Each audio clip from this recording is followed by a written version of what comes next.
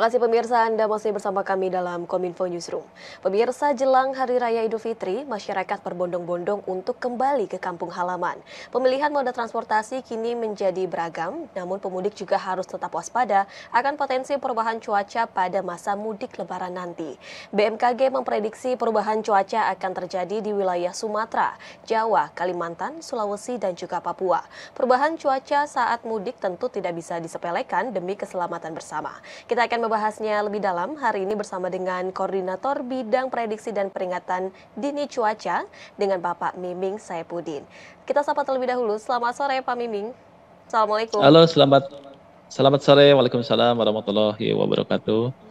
Pak Miming, sebelumnya terima kasih telah meluangkan waktu untuk bergabung bersama kami Pak dalam Dialog Kominfo Newsroom dan Ya, terkait peringatan cuaca terhadap masyarakat yang akan mudik libur Lebaran tahun 2023 ini Pak Miming. Kiranya perubahan cuaca ekstrim bibit siklon 98S dan juga 90W ini disebabkan karena apa Pak? Lalu cuaca buruk seperti apa yang akan menerjang perjalanan mudik masyarakat di lima wilayah yang sebelumnya sudah saya sebutkan tadi Pak? Silakan.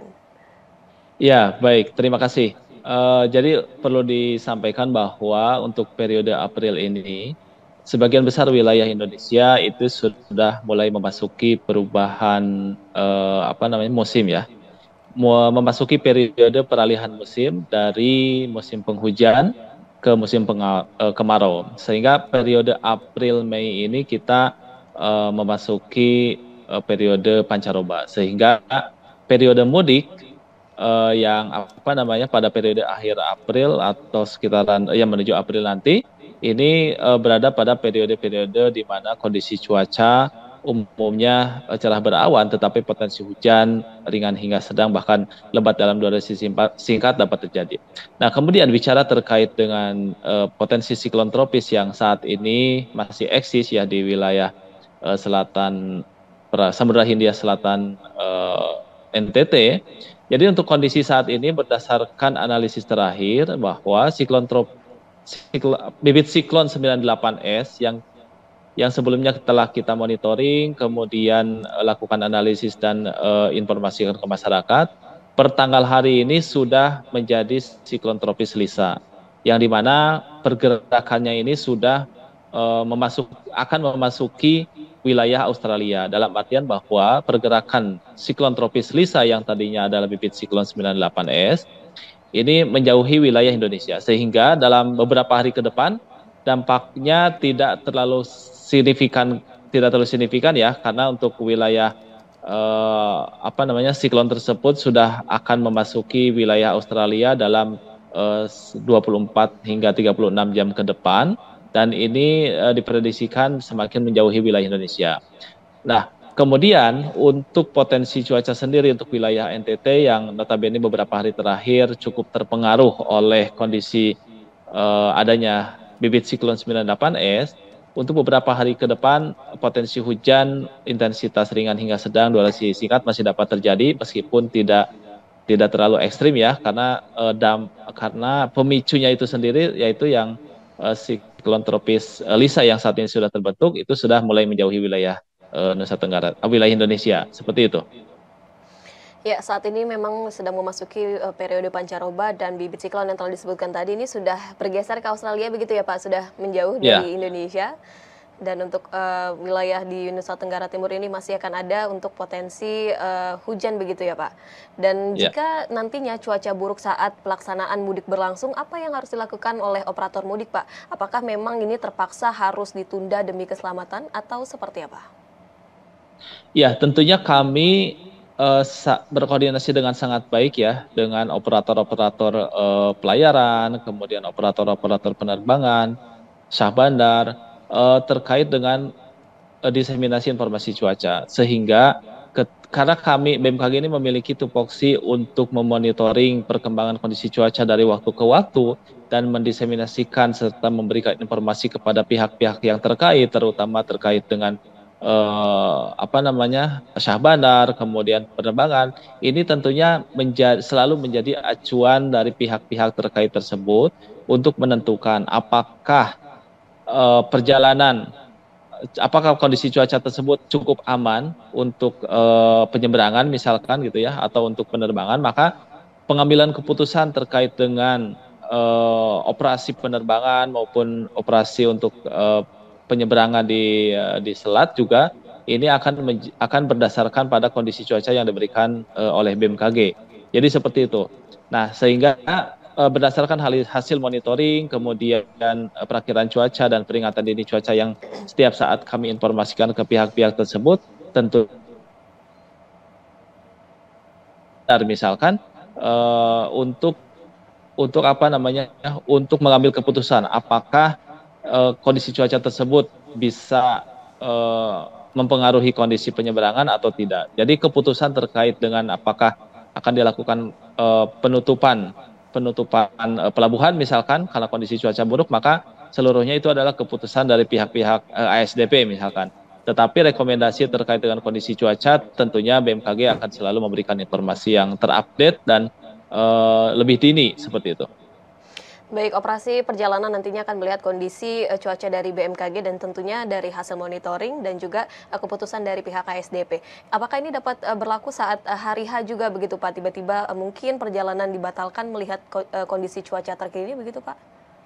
Baik, bicara terkait dengan kondisi cuaca pada hari H ya, jadi kami menginformasikan bahwa untuk periode tanggal 19 hingga tanggal 25, kondisi seperti yang tadi disampaikan di awal bahwa kita memasuki periode-periode pancaroba di mana secara umum di periode mudik tahun ini, mudik lebaran tahun 2023, itu kondisi cuaca umumnya pada siang hari umumnya memang berawan ya kita prediksikan sementara berdasarkan data hari ini.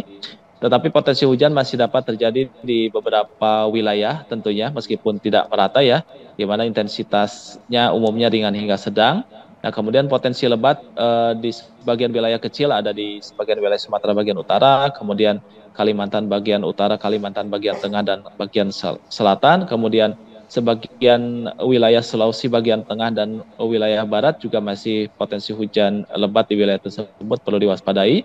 Kemudian untuk wilayah Papua sebagian wilayah Papua bagian barat. Sedangkan untuk wilayah Jawa yang notabene jalur mudiknya sangat padat ya diprediksikan untuk wilayah Jawa.